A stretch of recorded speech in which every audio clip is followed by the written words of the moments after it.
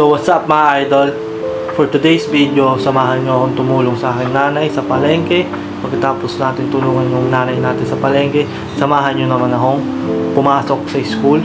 And pagkatapos nun, puputrip tayo sa Fairview Terraces, which is kinikrave ko ngayon is Italian food, which is mayroon trending dun sa Fairview Terraces na Italian food, which is Italianis restaurant. Kaya ano pa yung naantay yung mga idol, samahan nyo ako. Arat na. So, bilang na.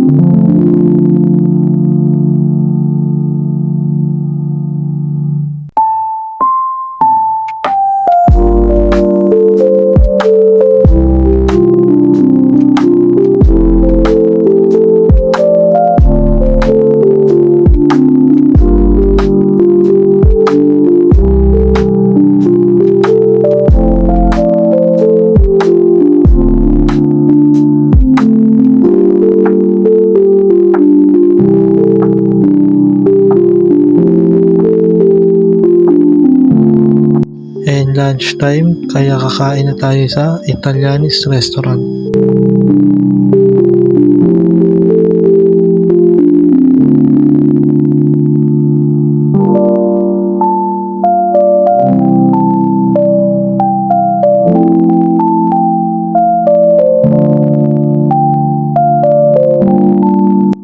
Sakto, may promo ang Italianis restaurant na 385 na meron nga ng appetizer, main course at drinks.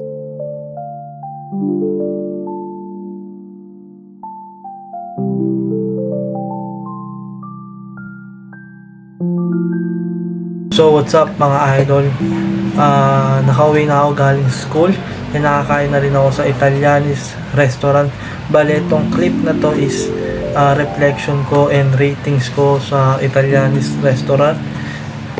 Bali, i-rate natin yung ambience, food, price, and customer service nila. Magsisimula tayo sa ambience. Yung ambience nila is Italian vibes and cozy yung vibe nila doon, and sobrang linis, and ayun, kaya i-rate ko siya ng 10 out of 10. And yung food naman is, ang in-order ko is basil, shrimp, alaleo, which is pasta yon. Medyo naumay lang ako ng slight kasi may kulang siya ng lemon. Kung may lemon siya is baka i-rate ko siya ng 10 out of 10, pero i-rate ko lang siya ng 8 out of 10 kasi nga naumay agad ako. Pero masarap siya. Ang appetizer ko is triple chips naman.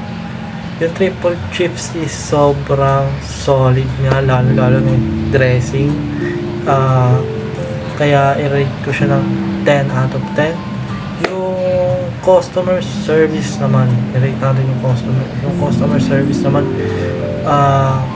Yung mga crew nila doon at yung mga staff is mababait and laging naka-smile and attentive sila. Pag tagtaas ako ng kamay, binibigay agad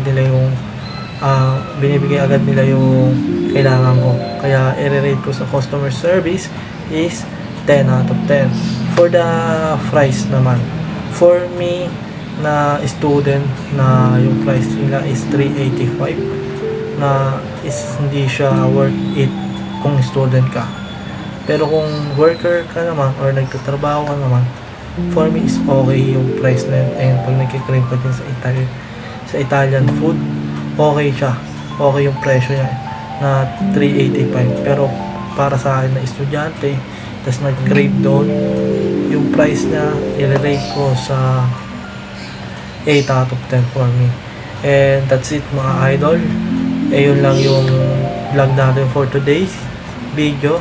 Maraming salamat sa pagsama sa walang kwentang video na to. And sa susunod na vlog, samahan nyo pa ako. And don't forget to like, comment, and share. And syempre, ring nyo na rin yung bell para updated kayo sa mga wala akong kwentang video. Yun lang mga idol. Maraming salamat.